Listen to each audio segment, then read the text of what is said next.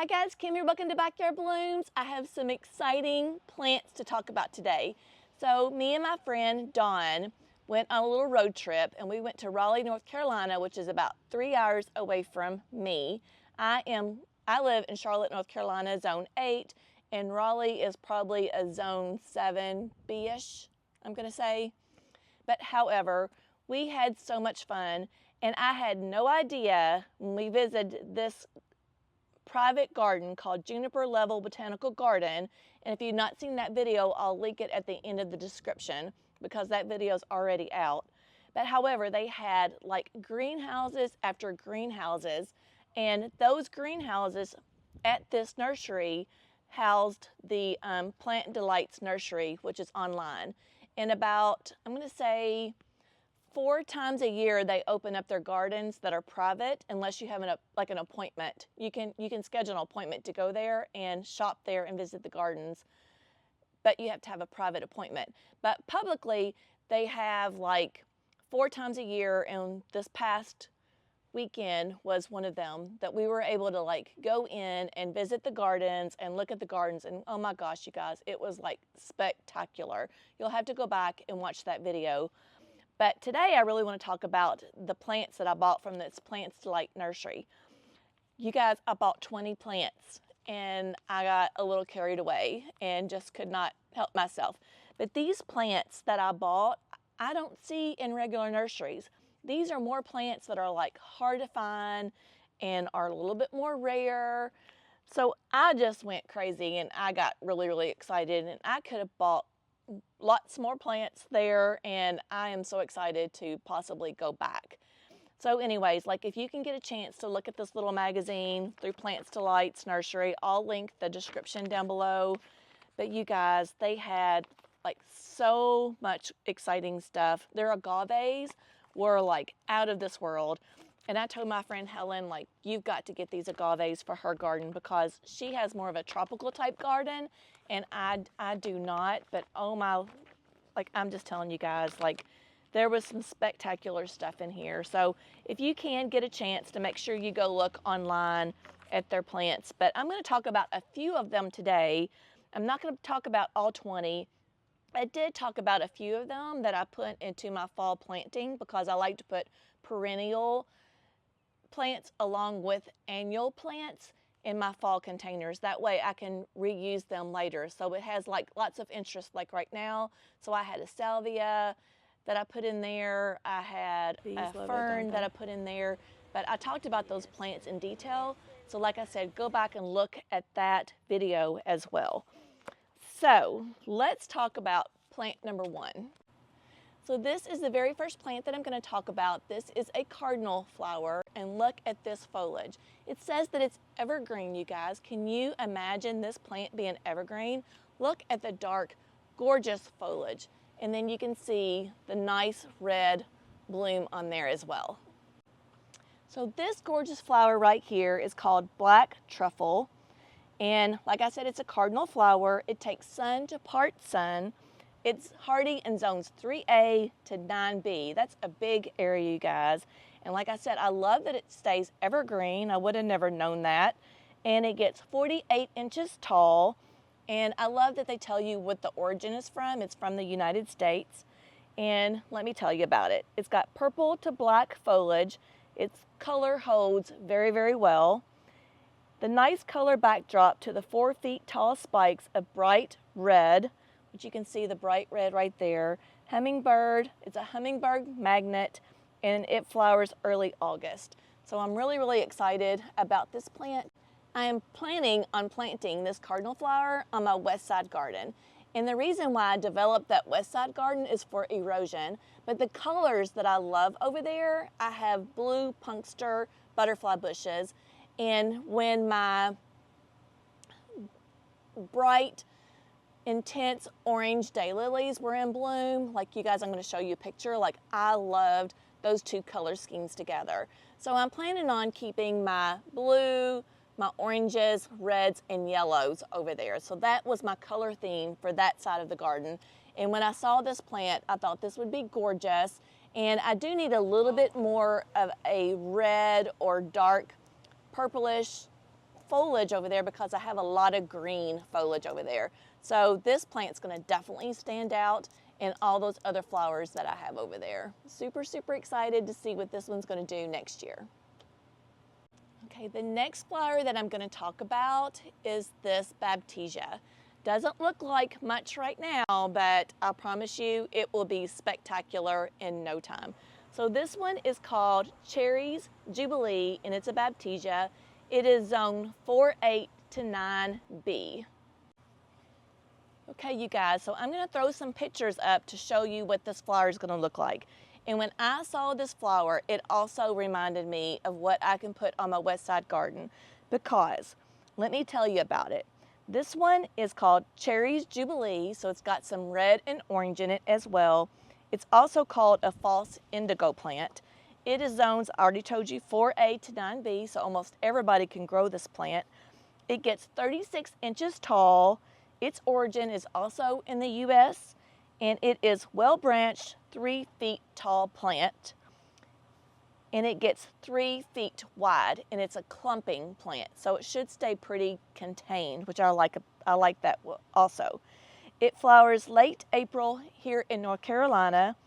The stalks are adorned with dark mahogany buds that open to cinnamon-colored flowers, highlighted by yellow keels. You guys, does that not sound spectacular? I have not seen this plant anywhere else in any kind of nursery. You may have, but I personally have not. It is drought tolerant, it is deer resistant, and it is a wonderful, vigorous hybrid that you're sure to enjoy. The next plant is called an agapanthus, and it is called navy blue. No blooms on it yet, but I'm going to show you pictures. It is absolutely gorgeous. So this agapanthus takes sun to part sun. It is zones 6A to 10B, and it has navy blue stalks, you guys. Navy blue. Okay, let me tell you a little bit more about this plant. It is also called Lily of the Nile. Of course, I said that the blooms are navy blue on that, so that made me think about my west side garden. Like I said, I'm trying to keep the blues, the oranges, the reds, and yellows over there. So this says that it gets 48 inches tall. It's a hybrid, and it is the most popular agapanthus in the UK. So that's interesting, and much of Europe. It blooms starting in July here in North Carolina. It's topped with sturdy 4 feet tall stalks. So it's going to make a presence in that garden over there. So I can like tuck it back just a little bit underneath something else and just have these blooms just peek over something else. I think it's going to be spectacular. So the 4 feet tall stalks, each ending with medium-sized clusters of dark royal blue flowers, which continue into August. So you guys, like, I only have one other agapanthus in my garden, and I'll try to put a picture up for that for you. And I have it in my cottage garden, and that one, I think I've got it more in a shady area. So since this takes sun to part sun, I was able to do that too. I kind of tucked it back into something, and it was gorgeous, and it bloomed. I love the bloom on it. So I'm really excited about this one too. This is agapanthus, agapanthus navy blue. Okay, the next plant is a goldenrod, and this is what it looks like. I do have blooms on this little gorgeous beauty. This one is making me, not gonna lie, a little bit nervous because you see this one on the side of the roads all the time. So I'm assuming that this is a native plant. But look at that. Gorgeous, gorgeous. Okay, let me tell you about this gorgeous plant. So this one takes sun to part sun. It is zones 5A to 9B, so that's quite a bit of an area for most growing people. Not growing people, growing population. This one gets 40 inches tall. It originated in the U.S. It was a 1993 introduction. It retired to the North Carolina Botanical Garden. It is a slow spreading rhizome. Stalks emerge in late spring, topping out 3 feet tall.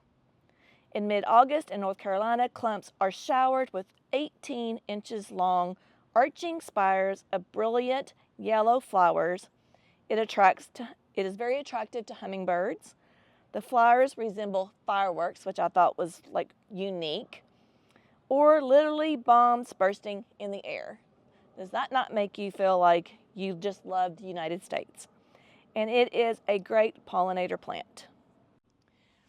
So like I said, I think this is going to make a great presence just because of the brilliant yellow blooms that it has on it. So I'm really excited about this plant. I think the flowers are going to add some extra interest over there on the west side garden because I don't really have a lot of yellow, and this is going to look great with the orange and blue and reds.